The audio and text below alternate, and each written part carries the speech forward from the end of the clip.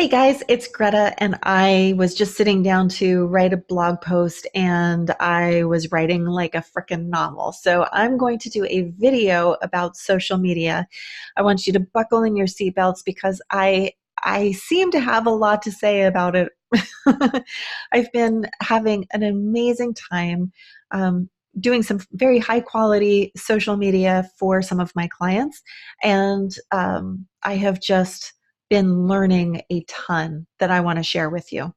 So, I have a love-hate relationship with social media. I think a lot of us do. It is one of those things where, um, it can even be painful at times to try and come up with content that's high quality, that is branded, and feel that pressure to keep up with the world of social media.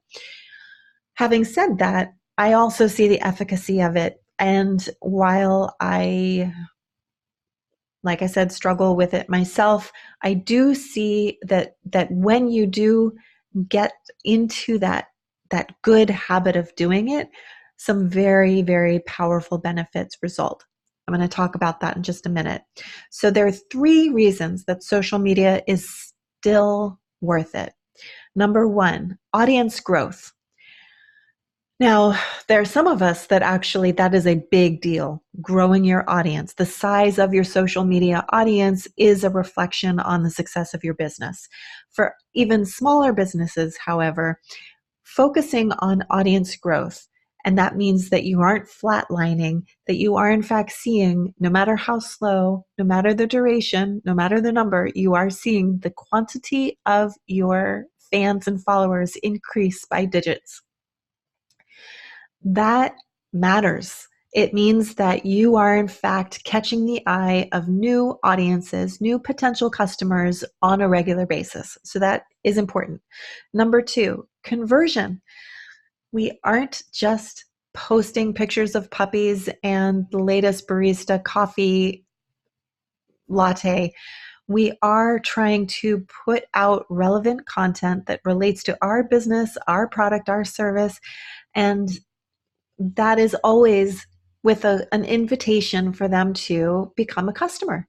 So what we want is for social media to increase sales, and it may be an indirect journey from A to B, but it does actually increase our sales. So that is why it is still worth it. And number three, building brand love. There is no substitution for building a positive reputation around you as an individual and as a business. The affinity and the authority that you can achieve on social media, it does reflect and infuse itself into your business, into just your brand's reputation. And so social media is the most effective way to increase brand love. So those are three reasons that social media is still worth it. Now, back to my love-hate relationship with social media. It only works if you are committed to doing the following things. Here's my list of what you have to commit to in order for social media to work for you. Number one, it must it requires time and thought. So you have to commit time and thought to doing it. You can't just grab something and put it out there just because and check off that box. It would be better to not post anything than to post crap. So taking the time and the thought. And it is I have to think about it every single day, 7 days a week, even when I'm on holiday. Now, there are systems and programs to make it easier for you, but it does take time and thought. Number two, social media works when you understand that the engagement is more important than the post itself. And the gold is actually in getting a fan or a follower to share your post with another person, because that is expanding your circle and getting your brand in front of someone who doesn't even know who you are. So you can't just post and then walk away. The engagement is actually where the most important part of the social media world is happening. Social media will work for you if you pay attention to the new tools that are out there. Stories are fun and playful, candid, raw, behind the scenes. They allow for this great contrast to happen where, you can really create this social media world. You can do your beautiful branded feed, and then you can also let people get to know you. And the stories there's a real strategy to this where they are top of mind, top of page, and they help.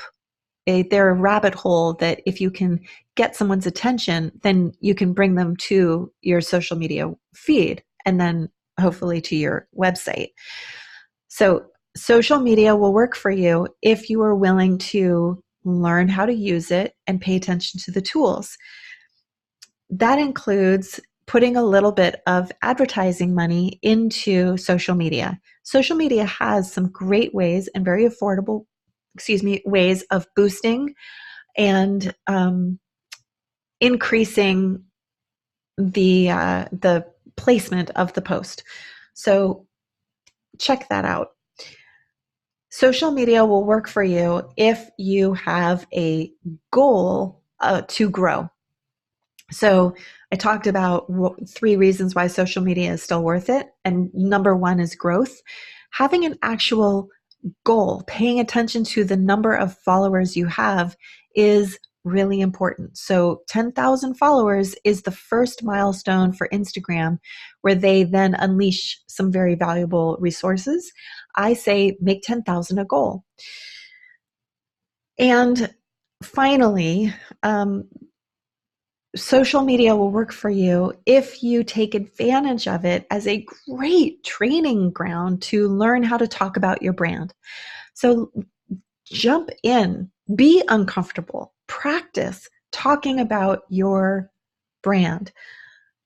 I like to not only practice talking about it, but also pay attention and listen to what my fans and followers are saying in the comments.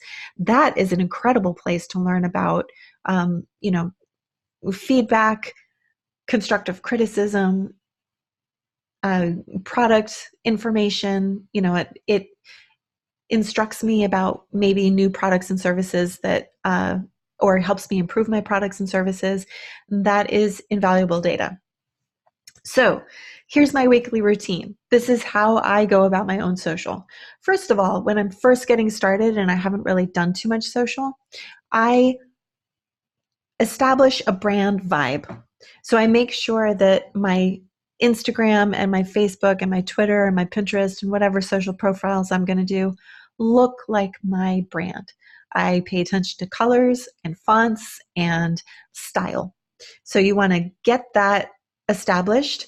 And I like to have, some of my assets set aside where I can just get into my routine and stay in my little sweet spot. Number 2, I create repetition. I get into this pattern, what I call the waltz, for my content categories. And I break it into 3 steps.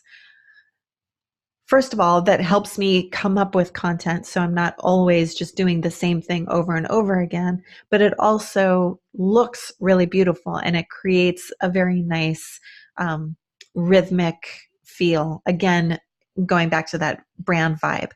So my 3 content categories are: 1 is a quote block, which is just a solid color or maybe a pattern, depending on your brand, with a quote, a fun quote. It can be a saying that I've said, it can be a word, it can be whatever. It's just a word, a quote block. Number 2, eye candy, and that can be a photo or a video. It's just a still, visual, gorgeous image that people will be drawn to. It has to be quality.